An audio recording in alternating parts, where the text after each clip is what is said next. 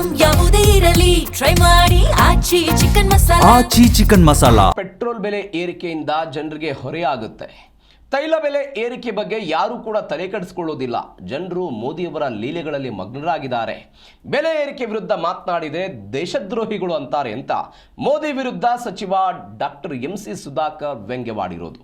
Petrol ಬೆಲೆ ಏರಿಕೆ ವಿಚಾರ ಬಗ್ಗೆ ಸಚಿವ MC ಸುಧಾಕರ್ ಪ್ರತಿಕ್ರಿಯೆ ಕೊಟ್ಟರು.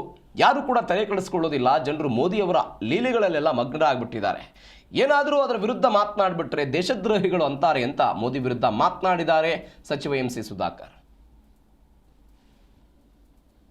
ಮಕ್ಕಳು ಅಳುವಂಥ ಸಂದರ್ಭದಲ್ಲಿ ಲಾಲಿ ಆಡ್ತೀವಲ್ಲ, ಆ ಮಗು ಎಷ್ಟೇ ನೋವಿರಲಿ ತಾಯಿಯ ಲಾಲಿಗೆ ಅದು ಮಲಗಿಬಿಡುತ್ತೆ. ಇವತ್ತು ನಾವೆಲ್ಲ ಮೋದಿಯವರ ಲಾಲಿ ಅವರ ಲೀಲೆಗಳಲ್ಲಿ ಮಗ್ನರಾಗ್ಬಿಟ್ಟಿದ್ದೀವಿ, ಮುಳುಗೋಗಿದ್ದೀವಿ.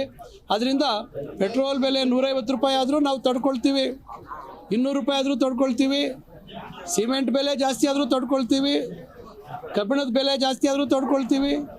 ದೈನಂದಿನ ನಮ್ಮ ದಿನಸಿ ನಮ್ಮ ಅಗತ್ಯ ವಸ್ತುಗಳ ಬೆಲೆ ಜಾಸ್ತಿ ಆದರೂ ನಾವು ತಡ್ಕೊಳ್ತೀವಿ. ಏಕೆಂದರೆ ಮೋದಿ ಅವರ ಲೀಲೆಯ ಪ್ರಭಾವ ಅಷ್ಟು ದೊಡ್ಡ ಮಟ್ಟಕ್ಕೆ ನಮ್ಮ ಮೇಲೆ ಪ್ರಭಾವ ಬೀರಿರೋದ್ರಿಂದ ನಮಗೆ ಅವೇನು ತಟ್ಟಲ್ಲಪ್ಪ. ನಾವು ಅದ್ರ ಬಗ್ಗೆ ವಿರೋಧ ಮಾಡಿದ್ರೆ ನಾವೆಲ್ಲ ದೇಶ ವಿರೋಧಿಗಳು, ದೇಶದ್ರೋಹಿಗಳು ನಾವು. ಅದರಿಂದ ಜನ ಯಾರು ಇವತ್ತು ಆ ಒಂದು ಲೀಲೆಗೆ ತೇಲ್ತಾ ಇದ್ದಾರೆ, ಆ ಲೀಲೆಯ ಪ್ರಭಾವದಲ್ಲಿ ಅವರು ಭವಿಷ್ಯ ಅರ್ಥ ಮಾಡಿಕೊಂಡ್ರೆ ಒಳ್ಳೆಯದು.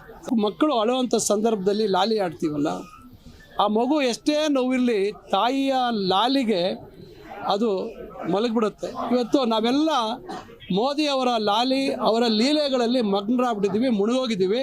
ಅದರಿಂದ ಪೆಟ್ರೋಲ್ ಬೆಲೆ 150 ರೂಪಾಯಿ ಆದರೂ ನಾವು ತಡ್ಕೊಳ್ತೀವಿ, 200 ರೂಪಾಯಿ ಆದರೂ ತಡ್ಕೊಳ್ತೀವಿ, ಸಿಮೆಂಟ್ ಬೆಲೆ ಜಾಸ್ತಿ ಆದರೂ ತಡ್ಕೊಳ್ತೀವಿ, ಕಬ್ಬಿಣದ ಬೆಲೆ ಜಾಸ್ತಿ ಆದರೂ ತಡ್ಕೊಳ್ತೀವಿ. ದೈನಂದಿನ ನಮ್ಮ ದಿನಸಿ ನಮ್ಮ ಅಗತ್ಯ ವಸ್ತುಗಳ ಬೆಲೆ